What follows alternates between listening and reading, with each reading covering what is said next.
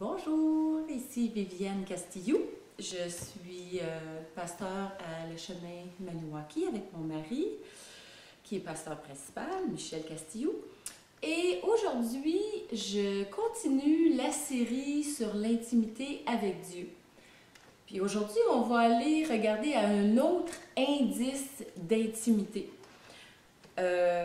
La première partie, aujourd'hui on est à la partie 2. À la première partie, on avait parlé sur Jacques 4, le verset 8, première partie, et Apocalypse 3, 20. Et on avait vu que c'était pas une mode, une affaire de culture ou une théorie psychologique passagère, mais que l'intimité avec Dieu, c'est biblique, c'est divin. Et j'avais identifié 10 indices. Il y en a peut-être plus, mais moi j'en ai identifié 10, on va en parler. Et la première indice, c'était que deux individus en intimité, principalement dans le couple, l'homme et la femme, les deux, volontairement, s'approchent l'un de l'autre, veulent être près l'un de l'autre. Un indice qu'on est en intimité, c'est que l'homme et la femme, ils veulent communiquer, ils veulent se rapprocher l'un de l'autre. Ils veulent être ensemble. C'est leur désir aux deux. Alors, c'est ça qu'on a parlé à la partie 1. Aujourd'hui, à la partie 2, on va voir un deuxième indice. Et les indices ne sont pas en ordre d'importance du tout, là. Ils sont tout autant importants. C'est un petit peu aléatoire, si on veut, là, les indices. Mais le deuxième indice aujourd'hui, on va trouver ça dans Colossiens 3, 5. Alors, on va aller dans Colossiens 3, 5. Colossiens 3, 5, qui dit « Faites donc mourir les membres qui sont sur la terre, l'impudicité, l'impureté, les passions, les mauvais désirs et la cupidité, qui est une idolâtrie. » Et Jean 15, on va aller dans Jean 15, 13. Jean 15, verset 13. Il n'y a pas de plus grand amour que de donner sa vie pour ses amis. Et on peut lire même de 12 à 14. C'est ici mon commandement. Aimez-vous les uns les autres comme je vous ai aimé. Il n'y a pas de plus grand amour que de donner sa vie pour ses amis. Vous êtes mes amis si vous faites ce que je vous commande. Qu'est-ce que Jean 15, 13 et Colossiens 3, 5 ont en commun? Ça semble pas avoir rapport, mais on va voir que c'est très, très lié ensemble.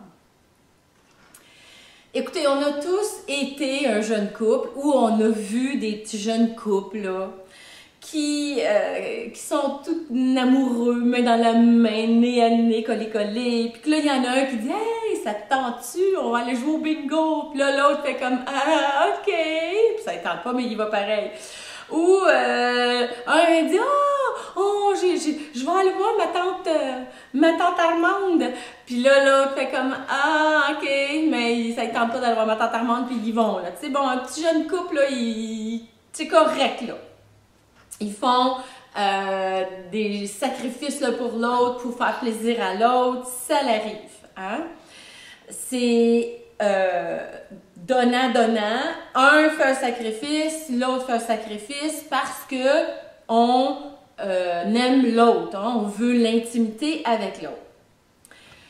Comme vous donne un exemple avec mon couple, avec mon mari.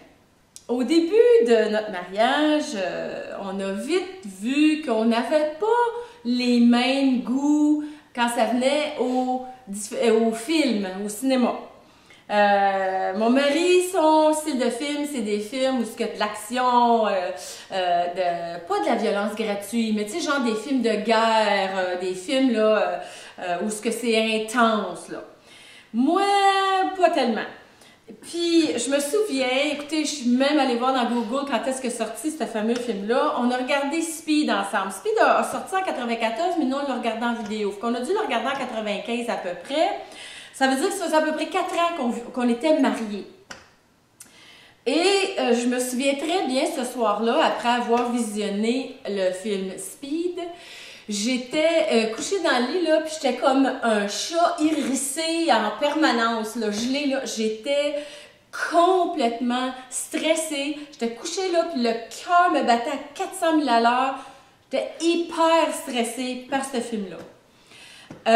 Mais j'avais sacrifié ma paix intérieure, si on peut dire, pour écouter un film pour faire plaisir à mon mari, parce que c'est le genre de film qui fait plaisir à mon mari, ces films-là. Je savais pas d'ailleurs comment j'étais assez nerfs après le film, mais écoutez, je peux vous dire que ça a pris bien des années, beaucoup d'années, pour que mon mari réalise, mais je dois avouer que moi aussi, là, je réalisais pas vraiment, là, au début, que mon mari réalise à quel point les films violents, d'action intense m'affectent. Et j'ai sacrifié beaucoup de mon temps à aller à des films intenses avec mon mari, soit au cinéma ou à la maison, le visionner à la maison. Mais je peux vous dire que depuis assez longtemps, en fait, il y a eu plus de temps maintenant qu'il y a eu du temps avant où c'était moi qui sacrifiais pour les cinémas, là. Parce que c'est mon mari qui sacrifie pour moi. Je me souviens quand il m'a emmené voir le film qui a sorti Puss in Boots de DreamWorks, là, le chat qui est comme Zorro, là, avec Antonio Banderas comme voix, là. Mon mari m'a tellement fait plaisir. Écoutez, lui, il a vraiment sacrifié son temps quand il est allé voir le film avec moi. Il cognait des clous, c'était de la torture pour lui écouter ce film-là. Mais moi, j'ai tellement aimé ça, j'ai vraiment aimé. Puis les films de Hallmark, Heart Channel, When Calls the Heart, c'est tous des films que moi, j'aime écouter. Mon mari, pas tellement. Fait que quand il y a une intimité entre un époux et une épouse, ça implique de faire des sacrifices. Je vous ai donné un petit sacrifice drôle puis cute, mais je suis très consciente que dans un couple, il y a des sacrifices qui sont beaucoup plus sérieux et importants que des goûts de cinéma. Je suis très consciente de ça. Je voulais juste alléger un peu en vous disant ça. Mais ce qui est important, c'est en intimité qu'il y ait un sacrifice. Des deux bords, les deux bords. Parce que si c'est toujours sur un bord, c'est pas santé. C'est pas santé du tout. Parfois, il y en a un qui va laver la vaisselle, l'autre fois, c'est l'autre qui va laver la vaisselle. Avec les années, ce qui est beau, c'est quand ça fait longtemps qu'on est ensemble, on apprend à danser, on sait qu'est-ce qui fait plaisir à l'autre, puis on sait où sont les limites de l'autre, et vice-versa, et on s'en demande pas autant. On s'en demande pas comme au début, parce qu'on ne le sait pas. Au début du mariage, on apprend à connaître l'autre, on ne sait pas c'est quoi les sacrifices sérieux qu'on est prêt à faire pour l'autre. Je pense il y a des sacrifices financiers des fois qu'on fait pour l'autre, là. Mais quand il y a une intimité dans le couple, c'est pas pénible. Ça nous fait plaisir. Ça nous réchauffe le cœur. C'est ça. C'est aussi simple que ça. C'est mutuel. Même si ça ne nous tente pas dans le fond, on le fait pareil. Puis ça me fait penser à notre relation avec Jésus. J'aimerais ça qu'on aille dans Jean 15 encore. Relisons Jean 15. C'est ici mon commandement, aimez-vous les uns les autres comme je vous ai aimés. Il n'y a pas de plus grand amour que de donner sa vie pour ses amis. Vous êtes mes amis si vous faites ce que je vous commande. Aimez. OK? Il n'y a pas de plus grand amour que de donner sa vie. Puis vous êtes mes amis si vous faites ce que je vous commande, qui est d'aimer. Ça, là, ces trois versets-là, là, c'est un cercle éternel. Un cercle éternel. C'est ici mon commandement. Je vous commande. Aimez-vous les uns les autres comme je vous ai aimé. Il n'y a pas de plus grand amour que de donner sa vie pour ses amis. Vous êtes mes amis si vous faites ce que je vous commande. Ce que je vous commande, c'est de vous aimer les uns les autres comme je vous ai aimés. Il n'y a pas de plus grand amour que de donner sa vie pour ses amis. Vous êtes mes amis si vous faites ce que je vous commande. Vous comprenez? Ce que je vous commande, c'est aimez-vous les uns les autres. C'est un cercle éternel. Un peu comme les alliances. Hein? Les alliances de mariage. Tu as la bague de fiançailles, mais les alliances, c'est l'anneau. Un anneau parfait. C'est ça. Ça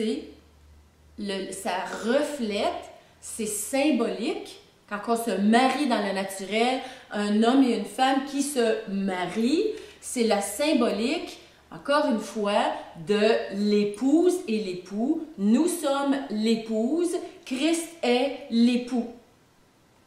Maintenant, verset 13, il n'y a pas de plus grand amour que de donner sa vie pour ses amis. On ne prendra pas le temps ici maintenant de lire tout Jean 18, tout Jean 19 et tout Jean 20 au complet, les 3 chapitres, 18, 19 et 20 de Jean. Ces 3 chapitres nous racontent ce que Jésus y a fait en sacrifice pour son épouse. L'époux, Jésus, a sacrifié sa vie pour son épouse. Il a donné sa vie pour son épouse. Et j'aimerais vraiment vous encourager avec beaucoup d'amour et d'insistance de lire le chapitre 18, 19 et 20 au complet et de le relire. Et vous allez voir tout ce que Jésus a enduré pour nous. Tout le calvaire, qui est le vrai terme, que Jésus a vécu. Tout l'enfer, qui est le vrai terme, que Jésus a vécu. Au Québec, on dit ça souvent, ah, c'était un vrai calvaire, cette affaire-là. Ah, c'était l'enfer, cette situation-là. On dit ça légèrement, là, on ne sait pas de quoi on parle. On ne sait pas pantoute de quoi on parle. Il y a juste Jésus qui sait c'est quoi le vrai calvaire, qui sait c'est quoi le vrai enfer. Parce que c'est là, c'est ce qu'il a vécu, puis c'est là qu'il est allé, pour que nous, on n'aille pas à vivre ça. Alors ça, c'est le sacrifice que Jésus a fait. Puis là, maintenant, on va relire Colossiens 3.5. On va retourner à Colossiens 3.5. Retournons Colossiens 3, verset 5.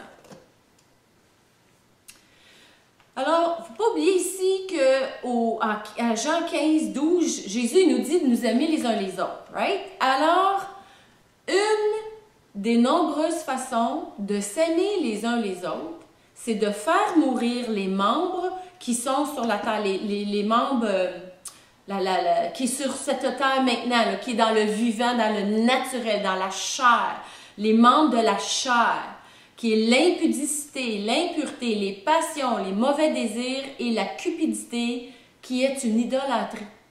Une idolâtrie, c'est tout ce qui est contraire à ce que Dieu est. C'est de ne pas refléter Dieu. C'est de faire le contraire de l'essence de l'amour de Dieu. C'est de faire le contraire de qui Dieu est. C'est d'aller à autre chose ou à autre individu ou à autre circonstance que d'aller à Dieu.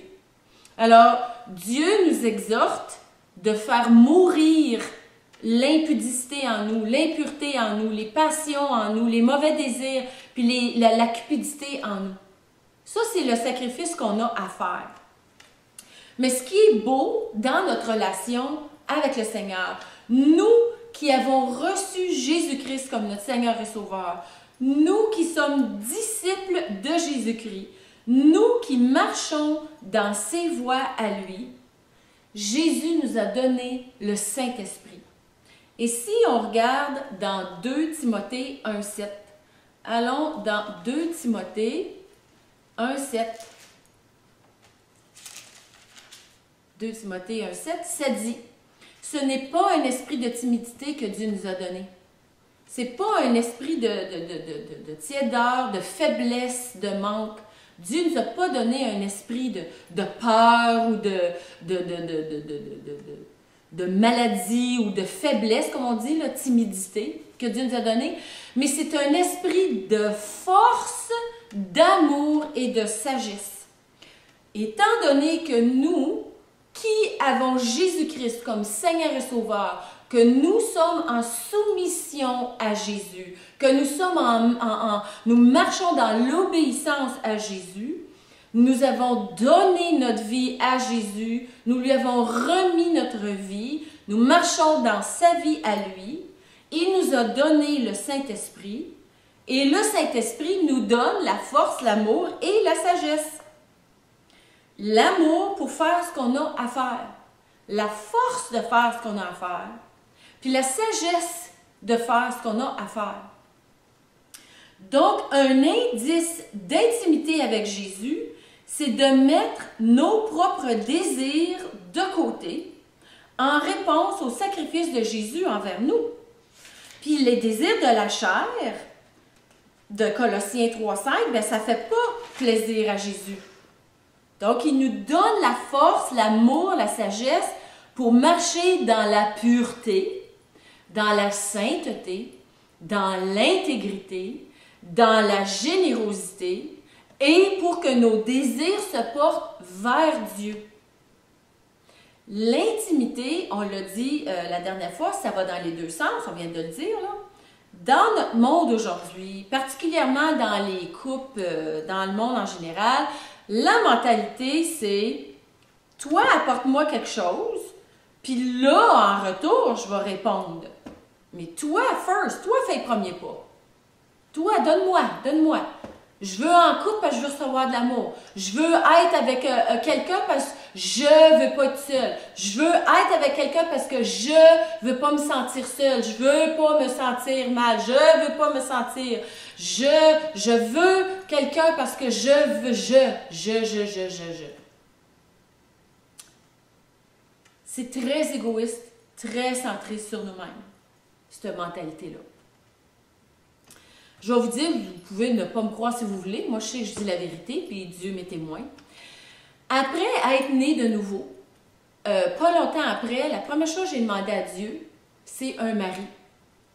Puis j'ai demandé à Dieu un mari parce que j'étais tellement remplie de son amour que mon cœur envers Dieu, c'était « Seigneur, donne-moi un mari, j'ai tellement d'amour, là, je veux te donner de l'amour, là, j'ai un trop plein d'amour à donner, donne-moi un mari pour que je puisse donner cet amour-là. » C'était sincèrement le cri de mon cœur. « Seigneur, tu m'as tellement rempli de ton amour que je veux un mari pour donner, pour pouvoir...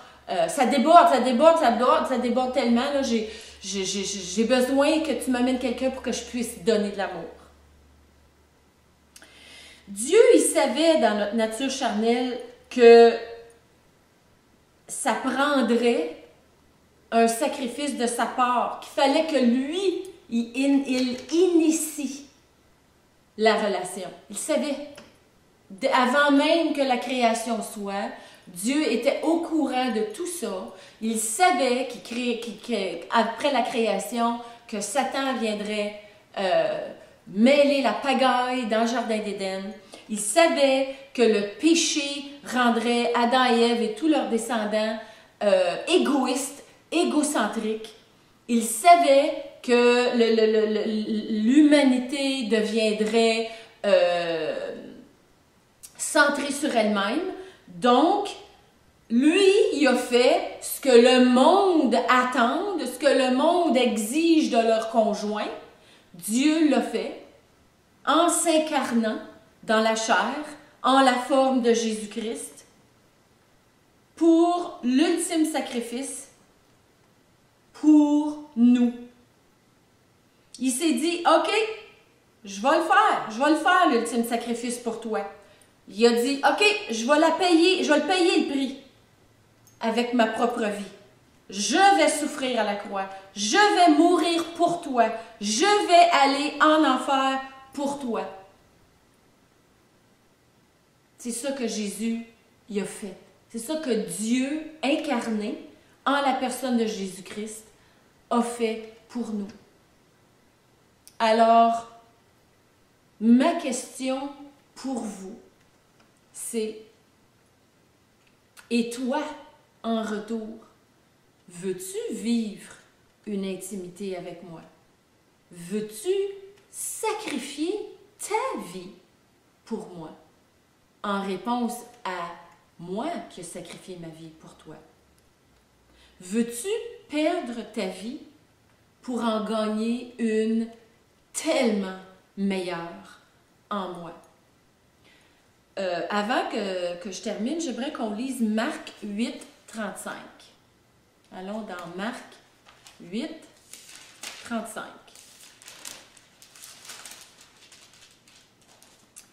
Marc 8, 35 dit ceci, c'est Jésus lui-même qui le dit.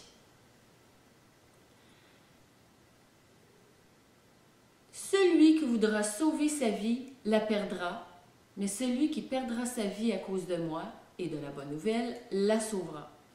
Reculons en arrière un instant. Lisons 34. Puis, ayant appelé la foule avec ses disciples, Jésus dit à la foule, et Jésus dit aux disciples, alors, où vous êtes un disciple de Jésus-Christ et vous avez donné votre vie à Christ et vous marchez, vous vivez en fonction de Christ, ou vous faites partie de la foule qui écoutez, qui connaissez à propos de Jésus, que vous lui parlez même des fois, mais que vous n'êtes pas sûr si vous l'écoutez, vous n'êtes pas sûr si vous l'entendez. En fait, vous n'êtes pas mal sûr que vous ne l'entendez pas, puis que vous avez de la misère avec ça. Puis que vous n'êtes pas trop sûr si vous avez donné votre vie à Jésus, aller au ciel, puis pas aller en enfer, vous n'êtes pas trop sûr, là. Mais vous faites partie de la foule. Alors, lisons, 34. Jésus leur dit, « Si quelqu'un veut venir après moi, qu'il renonce à lui-même, qu'il se charge de sa croix et qu'il me suive. » Qu'il se charge de sa croix, qu'il se charge qu'il prenne en main le fait qu'il y a un chemin que Dieu a planifié. Il y a un chemin, un path. Jésus, son chemin, c'était de passer par la croix.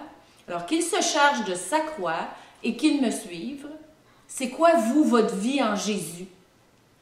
Car celui qui voudra sauver sa vie la perdra, mais celui qui perdra sa vie à cause de moi et de la bonne nouvelle la sauvera. Et que sert-il à un homme de gagner tout le monde s'il perd son âme? Que donnera un homme en échange de son âme? Car quiconque aura honte de moi, quiconque aura honte d'aller à l'église parce que je veux pas que le monde sache que je fais partie de cette gang-là, je veux pas que le monde pose des questions, je veux pas que le monde je veux pas de chicane, je veux pas de trouble, je veux pas, quiconque aura honte de moi et de mes paroles au milieu de cette génération adultère et pécheresse, le Fils de l'homme aura aussi honte de lui quand il viendra dans la gloire de son Père avec les saints anges. Ouch! Ouch! C'est sérieux, c'est très sérieux, l'intimité avec Dieu, le sacrifice de notre vie, avec la force de Dieu, avec la puissance de Dieu. On n'a même pas rien à se glorifier nous-mêmes. On donne notre vie à Dieu, c'est nous autres qui avons le bon bout du bâton. C'est Jésus qui a tout sacrifié pour nous. Puis nous, on ferait à notre manière, à notre façon, puis on dira à Jésus, non, non, c'est bon pour toi, non, moi je veux, non, je veux décider que je vis ma vie à ma façon. Moi, je veux décider comment vivre ma vie. Moi, je ne veux pas me faire dire comment vivre ma vie. Ça me dérange. J'aime pas ça, me faire dire que manger à l'excès, c'est un péché. J'aime pas ça, me faire dire que mentir, ça plaît pas à Dieu. Des petits mensonges blancs, c'est pas tellement grave. Achale-moi pas avec tes affaires que mentir, ça plaît pas à Dieu. Hey, achale-moi pas avec ton affaire de trop manger, franchement, c'est pas si péché. Voyons donc. Rien là, trop manger. Voyons donc. Bien plus grave d'aller violer, ça c'est un péché, violer ça, ouais. Les petits commérages, voyons donc, commérage, rien là, tu t'énerves pour rien, commérer après les autres. Saviez-vous que dans la liste, puis là j'ai pas la cote là, mais dans la parole de Dieu, il est écrit une liste des péchés que Dieu hait. Et peut-être que le pasteur qui m'écoute, il pourrait me donner la notation dans la Bible. Là. Je vais vous l'apporter la semaine prochaine, je vous le promets. La liste, le commérage est inclus, puis manger à l'excès aussi. Je vous donne ça la semaine prochaine. Alors, quand ça nous dérange de nous faire dire des choses comme ça, ben c'est peut-être parce qu'on veut vivre notre vie à notre façon. Moi, si je veux vivre à ma façon, ma vie personnelle avec mon chum ou avec ma blonde, ben c'est de mes affaires. Oui, absolument, c'est de vos affaires. Et ma question, c'est ça aujourd'hui. Est-ce que vous voulez vivre votre vie à votre façon ou vous êtes prêt à sacrifier votre vie avec la force puis l'amour de Dieu qui est en vous, qui, si vous l'acceptez, pour marcher dans ses voies en réponse à l'ultime sacrifice qu'il a fait pour vous. Jésus il a fait les premiers pas, il l'a fait. Il l'a fait la première affaire. Il a fait la première chose. Maintenant, nous, on a juste à répondre à ça. Alors, je pose la question. Aujourd'hui, ma question, c'est ceci. Seigneur Jésus, qu'est-ce qui te ferait plaisir, Seigneur Jésus? Qu'est-ce qui te ferait plaisir aujourd'hui, Seigneur Jésus? Qu'est-ce que tu as le goût de faire aujourd'hui, Jésus? Parce que je suis ta bouche, tes oreilles, tes mains, tes pieds. Où as-tu le goût d'aller, Jésus, aujourd'hui? Parce que, en anglais, c'est « Your word is my command ». Ta parole, Jésus, c'est mon ordre, c'est mon commandement. Ce que tu as le goût de faire, j'y vais, je le fais. Ma vie t'appartient. Je la sacrifie avec joie, avec grand plaisir, parce que tu m'as aimé le premier. Je réponds à ton amour. Je veux l'intimité avec toi. Je t'aime, Seigneur Jésus. Et comme je le dis, je le répète, je te donne ma vie, je sacrifie ma vie avec grande joie, parce que je t'aime, parce que je réponds à ton amour. Si c'est votre cœur, si vous voulez ça, textez-moi, envoyez-moi un message, dites-le moi, parce que c'est tellement important de pouvoir continuer à marcher. Et vous ne pouvez pas marcher seul. Vous avez besoin de famille. Et quand on dit ça à Jésus, on dit, moi Jésus, oui Jésus, moi je veux te suivre, je veux te servir, je veux sacrifier ma vie parce que tu as sacrifié la tienne en premier par amour pour moi. C'est important, c'est nécessaire et c'est très biblique de se réunir dans une famille en personne. Juste écouter des enseignements toute seule chez vous, c'est pas suffisant. Vous avez besoin d'être nourri. Textez-moi, envoyez-moi un message, appelez-moi, envoyez-moi un courriel et on va parler. Dépendant où vous demeurez, on va vous connecter avec une église où vous demeurez. Mais ne restez pas seul, parce que rester seul, c'est contraire à sacrifier sa vie. Rester seul, dans votre petit coin chez vous, c'est de faire votre vie à votre manière. C'est important de ne pas avoir honte de Jésus et de marcher dans ses pas en communauté. Alors voilà, c'était la partie 2 de l'intimité avec Dieu, intimité divine. Je vous souhaite une excellente journée et on se revoit bientôt pour la partie 3 de l'intimité avec Dieu. Bonne journée.